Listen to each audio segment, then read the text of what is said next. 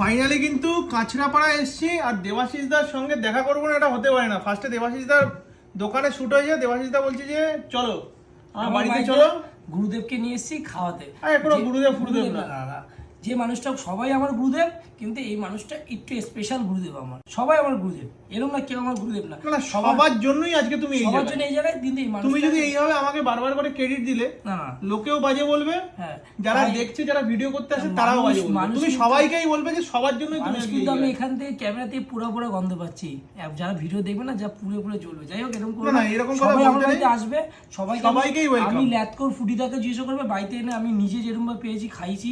যেমন দীপ যেমন ছিল, দীপককেও আমি খাওয়া দাওয়া করেছি, আরো 2-4 জন ফুড ব্লগার। চলো দেখো, এবার দাদা দেখাও।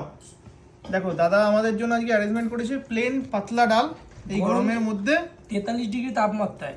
43 ডিগ্রি তাপমাত্রায় আজকে চানালা আমের ডাল।